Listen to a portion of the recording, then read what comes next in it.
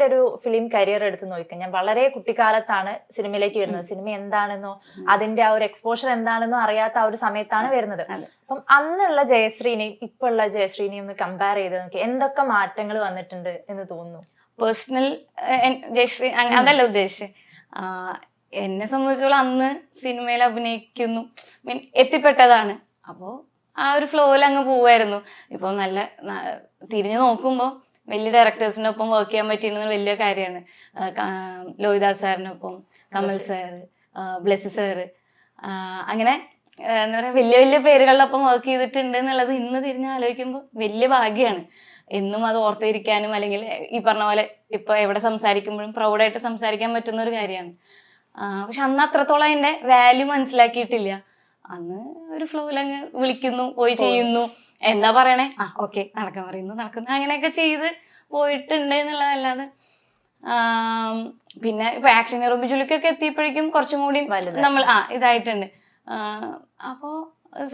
അപ്പൊ നമ്മള് വെയിറ്റ് ചെയ്തിരിക്കുന്ന സമയമായിരുന്നു. ഹൈബ്രിഡ് ഷൈൻ സാറിന്റെ കൂടെ നമ്മള് ഇതൊക്കെ അതിനു മുമ്പ് ഞാൻ്റെ ഒക്കെ പടം കഴിഞ്ഞിരിക്കും. നമ്മൾ അങ്ങനത്തെ ഒരു ടീമിന്റെ കൂടെ ഒക്കെ ഒരു പടം വരുന്നുണ്ട് 1983 ശേഷം വരുന്നുണ്ടെന്ന് കേട്ടപ്പോ നമ്മള് പത്രത്തിൽ കണ്ടിരിക്കുന്ന സമയം.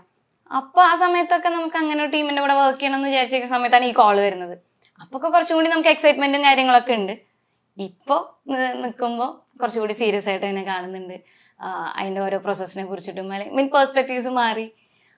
സിനിമ മൊത്തത്തില് എൻ്റെ പേഴ്സണൽ തോട്ട്സും നമ്മൾ വളരുമ്പോൾ മാറുമല്ലോ, അതിനനുസരിച്ച് ഒരുപാട് മാറ്റങ്ങൾ സംഭവിച്ചിട്ടുണ്ട്. അന്ന് ഒരു കുട്ടിയാണ്, ഇന്ന് അതിനെ സീരിയസ് ആയിട്ട് കാണുന്ന, സിനിമേനെ ഇഷ്ടപ്പെടുന്ന, സിനിമയോടുള്ളൊരു ഇഷ്ടം തിരിച്ചറിഞ്ഞ ഒരാളാണ് എന്ന് വേണമെങ്കിൽ പറയാം. അന്ന് കുട്ടിക്കാലത്ത് സ്കൂളിലൊക്കെ പോകുമ്പോൾ ഭയങ്കര സെലിബ്രിറ്റി ആ ഒരു എക്സൈറ്റ്മെന്റ് ആയിരിക്കുമല്ലോ. അപ്പൊ അങ്ങനെ എന്തെങ്കിലും ഒരു സെലിബ്രിറ്റി മൊമെന്റ് ഉണ്ടോ? ക്ലാസ്സിലേക്ക് ചെന്നു സിനിമാ നടി വരുന്നു എന്നൊക്കെ അങ്ങനെ വെച്ചാൽ സ്കൂളിൽ നമ്മള് എല്ലാവരും അങ്ങനെ ഒരു സെലിബ്രിറ്റി ആണെന്നുള്ള സംസാരമുണ്ട്. പക്ഷെ അങ്ങനെ വലിയ ഡിഫറൻസ് അല്ലെങ്കിൽ വലിയൊരു സംഭവമൊന്നും ഫീൽ ചെയ്തിട്ടില്ല. എന്തെങ്കിലുമൊക്കെ പ്രോഗ്രാംസ് ഒക്കെ വരുമ്പോഴാണ് ആർട്ടിസ്റ്റ് എന്നുള്ള രീതിയിലൊക്കെ സിനിമാ നടി എന്നൊക്കെ പറയും. അല്ലെങ്കിൽ സിനിമാ നടിയുടെ കൂടെ നമ്മൾ പഠിച്ചിട്ടുണ്ടെന്നൊക്കെ കുറെ കാലം കഴിയുമ്പോൾ പറയില്ല. അന്ന് നമ്മൾ ചെറിയ ചെയ്യുന്ന ആളാണല്ലോ. അപ്പോൾ വലിയ സ്റ്റാർ ആകുമ്പോൾ നമുക്ക് പറയാൻ പറ്റും എന്നൊക്കെ അങ്ങനെ ഡയലോഗ് അങ്ങനത്തെ ഒരു സംസാരങ്ങളൊക്കെ ഉണ്ടാവാറുണ്ട്. നല്ലത്. ഇപ്പം പണ്ടൊക്കെ സിനിമ ചൂസ് ചെയ്യുന്ന മിക്കവാറും പാരന്റ്സ് ആയിരിക്കും, അവര് ചൂസ് ചെയ്തിട്ട് ചെയ്യാറ്. അങ്ങനെ ചൂസ് ചെയ്യേണ്ടതെന്നല്ല, വിളിക്കുമ്പോ നല്ല ടീമാണ്, നല്ല ക്യാരക്ടർ ആണ് എന്നൊക്കെ തോന്നുമ്പോ പോവാ. നല്ല ക്യാരക്ടർ ആണോന്ന് പോലും നമുക്കറിയില്ല. ഇത്ര ഇമ്പോർട്ടൻസ് ഉള്ള ക്യാരക്ടർ ആണെന്ന് പറഞ്ഞിട്ടല്ല പോകുന്നത്. നല്ല ടീമാന്ന് അറിയുമ്പോ ഓക്കെ പറയാറുള്ളൂ. അതങ്ങനെ ഒരു സെലക്ഷൻ പ്രോസസ് ഒന്നും അന്ന് ഉണ്ടായിട്ടില്ല. പക്ഷെ അച്ഛനൊക്കെയാണ് ഇപ്പോഴും കൂടെ നിൽക്കാറ്. ഇപ്പൊ അച്ഛനെ വിളിക്കും, എന്റെ അടുത്തും ചോദിക്കും, ഷിയല്ലേം ചോദിക്കും, അങ്ങനെ ഒരു ഫ്ലോയിലാണ്. പക്ഷെ ഇപ്പം സ്റ്റോറീസ് ഒക്കെ നോക്കിയിട്ട് ചെയ്യുന്നത് ജയശ്രീ തന്നെയാണോ? വിളിക്കുമ്പോ സംസാരിക്കുമ്പോ ഞാൻ തന്നെയാണ്. പിന്നെ അച്ഛൻ്റെ അടുത്തും വീട്ടിലും അമ്മയുടെ അടുത്തൊക്കെ ഇങ്ങനെ വിളിച്ചിട്ടുണ്ട്, ഇങ്ങനെയൊക്കെയാണ് ഡിസ്കസ് ചെയ്യും. അപ്പൊ അവരൊരു എന്തായാലും അവരുടെ ഒരു തോട്ട് പറയും. അങ്ങനെ ഒരു ഡിസ്കഷനിലൂടെ തീരുമാനം. ഓക്കെ. ഈ എങ്ങനത്തെ ക്യാരക്ടേഴ്സ് ആണ് മീൻസ് വരുന്ന സമയത്ത് എന്ത് ഫാക്ടർ ആണ് ഓക്കെ ഇത് ഞാൻ ചെയ്യാം, അങ്ങനെ നമുക്ക് ഹുക്ക് ചെയ്യുന്ന ഒരു ഫാക്ടർ ഉണ്ടാവുമല്ലോ? അങ്ങനെ ഇപ്പോ ഇടിയൻ ചന്തുവിനെ കുറിച്ച് പറയുകയാണെങ്കിൽ കുറെ എലമെന്റ്സ് ഉണ്ട്. ഇപ്പൊ നമുക്ക് കരാട്ടെ അറിയുന്ന അല്ലെങ്കിൽ ഒരു ക്യാരക്ടറിന് വേണ്ടി ഒരു പുതിയ സാധനം പ്രിപ്പയർ ചെയ്തിട്ടൊക്കെ ചെയ്യാന്ന് പറയുന്ന ഒരു എക്സൈറ്റ്മെന്റ് ഉണ്ടായിരുന്നു. ത്രൂ ഔട്ട് ആയിട്ടുള്ള ഒരു ക്യാരക്ടറാണ് എന്നൊക്കെ അങ്ങനെ കേൾക്കും. പിന്നെ സ്ക്രിപ്റ്റ് കേട്ടപ്പോൾ എൻഗേജിങ് ആണ്. അപ്പൊ അങ്ങനത്തെ ഒരു നല്ലൊരു സ്ക്രിപ്റ്റില് ത്രൂ ഔട്ട് ആയിട്ടുള്ള ഒരു ക്യാരക്ടർ ചെയ്യാൻ പറ്റുന്നു. അങ്ങനത്തെ ഫാക്ടേഴ്സ് ഇപ്പൊ ചിന്തിച്ചിട്ടുള്ളൂ. നമുക്ക് അത്രയിലേക്ക് എത്തിയിട്ടുള്ളൂ. നമുക്ക് ഇനി കുറെ വരുമ്പോഴാണല്ലോ അത് വേണോ ഇത് വേണോ എന്നൊക്കെ ഇങ്ങനെ ആലോചിച്ച് എടുക്കുന്ന അങ്ങനെ ഒരു സെലക്ഷൻ പ്രോസസ്സിലേക്ക് എത്തണത്. അപ്പൊ അങ്ങനെ വരുമ്പോൾ നമുക്ക് ചെയ്യാൻ പറ്റുന്ന ക്യാരക്ടേഴ്സ് ഡിഫറെന്റ് ആയിട്ട് ഇതുവരെ ചെയ്യാത്ത കാര്യങ്ങൾ ചെയ്യാൻ പറ്റണം. അല്ലെങ്കിൽ അങ്ങനത്തെ ക്യാരക്ടേഴ്സ് വരുമ്പോൾ അതിനൊരു പ്രാധാന്യം കൊടുക്കും. അതെ. ഇപ്പം ഡിഫറെന്റ് ക്യാരക്ടർ ചെയ്യണം എന്ന് പറഞ്ഞു. അപ്പം ഈ കരാട്ടെ ചെയ്യണം, പീറ്റർ ഹെയ്ൻ ആണ് ആക്ഷൻ ചെയ്യുന്നതെന്നൊക്കെ കേട്ടപ്പം ചെറുതായിട്ട് മനസ്സിലായി, ഈശ്വര എന്നെ ഇടിക്കാൻ ഒരു പേടി ഉണ്ടായിരുന്നോ? ടെൻഷൻ ഉണ്ടായിരുന്നു. ടെൻഷൻ എന്ന് വേണം പറയണ്ടേ, എക്സൈറ്റ്മെന്റ് ആയിരുന്നു കൂടുതൽ. എങ്ങനെ ഇത് വരും, ഞാൻ ചെയ്താൽ ശരിയാവുമോ എന്നുള്ള, കാണുമ്പോ എങ്ങനെയായിരിക്കും എന്നുള്ള ഒരു എക്സൈറ്റ്മെന്റ് കൂടുതലുണ്ടായിരുന്നു. മാസ്റ്ററിന്റെ കാര്യം പറയുമ്പോൾ മാസ്റ്റർ എത്തിയപ്പോൾ കുറച്ചും കൂടി അത് ഈസി ആവുക ചെയ്തത്. മാസ്റ്ററൊക്കെ ഉണ്ട് എന്ന് പറയുമ്പോൾ നമുക്കൊരു വലിയൊരു ക്യാൻവാസിലേക്ക് ചെയ്യാൻ പറ്റും എന്നുള്ളൊരു സന്തോഷം ഉണ്ടായിരുന്നു. മാസ്റ്റർ അത് നല്ലൊരു കറക്റ്റായിട്ട് നമുക്ക് ഇൻസ്ട്രക്ഷൻസ് തന്ന് മൂവ്മെന്റ്സ് എന്താ വേണ്ടതെന്നും അതുപോലെ റിയാക്ഷൻ എന്താ വേണ്ടതെന്നൊക്കെ കൃത്യമായിട്ട് നമുക്ക് കാണിച്ചു തന്നിട്ട് ചെയ്യുന്ന കാരണം നല്ല ഈസി ആയിരുന്നു. നല്ല ഹെൽപ്ഫുൾ ആയിരുന്നു മാസ്റ്ററിന്റെ ഇൻസ്ട്രക്ഷൻസ്. ഈ പീറ്റർ ഹെയിൻ വന്നതുകൊണ്ട് പുഷ്പയുടെ ഷൂട്ടിംഗ് വരെ മാറ്റി വെച്ചു എന്നൊക്കെ ഞാൻ ന്യൂസ് കണ്ടിട്ടുണ്ടായിരുന്നു. അതെന്തായിരുന്നു സംഭവം? അങ്ങനെ ഒരു ഡിസ്കഷൻ അവിടെ ഉണ്ടായിട്ടുണ്ടെന്നാണ് അറിയുന്നത്. കാരണം എന്താ വെച്ച് കഴിഞ്ഞാൽ മാസ്റ്ററിന്റെ ഡേറ്റ്സ് അങ്ങനെ നമുക്ക് പെട്ടെന്ന് കിട്ടാൻ എളുപ്പമല്ലല്ലോ. അപ്പൊ നമ്മൾ ഉദ്ദേശിക്കുന്ന ഡേറ്റ്സിൽ ഓക്കെ ആയിരുന്നില്ല. പക്ഷെ മാസ്റ്റർ ഈ സിനിമയുടെ കഥ കേട്ടിട്ട് അത്രയും ഒരു പേഴ്സണലി ഭയങ്കരമായിട്ട് കണക്റ്റഡ് ആയി. അപ്പൊ അത് വർക്ക് എന്തായാലും ചെയ്യണം എന്നുള്ളൊരു ഇതിന്റെ പേരിൽ ഡേറ്റ്സ് ഒക്കെ മാറ്റി വെച്ചിട്ട് വന്നു എന്നുള്ളതാണ് പറയുന്നത്. ഓക്കെ. അപ്പം ഈ പടത്തിന്റെ പ്രൊമോഷൻസ് ഒക്കെ നോക്കിയ സമയത്ത് എനിക്ക് തോന്നി ജയശ്രീയെ പറ്റിക്കാൻ ഭയങ്കര എളുപ്പമാണ്. ഈ ഒരു ഇന്റർവ്യൂവിന് പോയിട്ട് വിളിച്ച് തിയേറ്റർ വിസിറ്റിൽ നമുക്ക് കുറച്ച് ഇടിയൊക്കെ പ്ലാൻ ചെയ്യാ എന്നൊക്കെ പറഞ്ഞു. കേട്ടൂലേ? കേട്ടു, എല്ലാരും കേട്ടു. അതെല്ലേ? ഓക്കെ. അത് ശരിക്കും വിശ്വസിച്ചോ? അല്ല, ആദ്യം എനിക്ക് വിഷ്ണുട്ടൻ ഇങ്ങനെയൊക്കെ പറഞ്ഞു. ഓക്കെ, ആദ്യത്തെ കുറച്ച് നേരത്തേക്ക് ഞാൻ നോർമലായിട്ട് തന്നെ കേട്ടത്. കുറച്ചു നേരം കഴിഞ്ഞിട്ട് വിഷ്ണുവിന്റെ സംസാരം കേട്ടപ്പോ എനിക്ക് തോന്നി എന്തോ ഒരു സ്പെല്ലിംഗ് മിസ്റ്റേക്ക് ഉണ്ടല്ലോ. ഞാൻ അങ്ങോട്ട് തന്നെ പറഞ്ഞത് പ്രാങ്കോൾ എന്തെങ്കിലും ആണോ അത് ഞാൻ അങ്ങോട്ട് ചോദിച്ചു. ഒരു കുറച്ചു നേരം കഴിഞ്ഞിട്ടാ. ആദ്യം എനിക്ക് മനസ്സിലായില്ല. വിദ്യയുടെ സൗണ്ട് ഒക്കെ വിദ്യ തന്നെയാ, പക്ഷെ വിഷ്ണുവിന്റെ സൗണ്ട് ഇനി വിഷ്ണുവിന്റെ സൗണ്ട് മാറ്റി പറയണതാണോ എന്നൊക്കെ തോന്നി. എന്നെ പറ്റിക്കാൻ എളുപ്പമാണ്. അപ്പോ പക്ഷെ ഇത് എനിക്ക് കുറച്ചു നേരം കഴിഞ്ഞപ്പോ എനിക്ക് കിട്ടി. അവര് പ്രാങ്കാന്ന് പറയണേറ്റ് മുമ്പേ ഞാൻ ഇത് പ്രാങ്കോൾ അല്ലേ എന്ന് ഞാൻ ചോദിച്ചായിരുന്നു.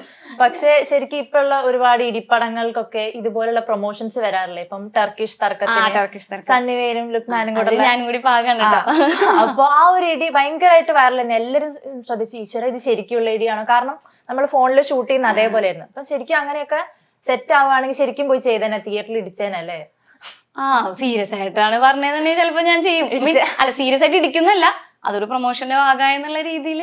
ഇപ്പൊ ടീം തീരുമാനിക്കുന്നതാണല്ലോ. ടീം ഇപ്പൊ പറയാണ് അത് പറയാ വലിയ മോശമില്ലാത്ത പ്രൊമോഷൻ പരിപാടിയാണെങ്കിൽ നമ്മൾ ചെയ്യും. ഓക്കെ. അപ്പം പുതിയ സിനിമകളിലേക്കൊക്കെ വരുന്ന ഒരുപാട് യങ്സ്റ്റേഴ്സിന്റെ കൂടെ, ഇപ്പം വിഷ്ണു ഉണ്ണികൃഷ്ണന്റെ കൂടെ ആണെങ്കിലും സെക്കൻഡ് പടമാണ് ഐ തിങ്ക് നിത്യഹരിത നായകൻ. അപ്പം അദ്ദേഹത്തിനൊപ്പം ഉള്ള ഒരു എക്സ്പീരിയൻസ് ഇപ്പൊ രണ്ടാമത് കൂടെ വരുമ്പോ എങ്ങനെ ഉണ്ടായിരുന്നു?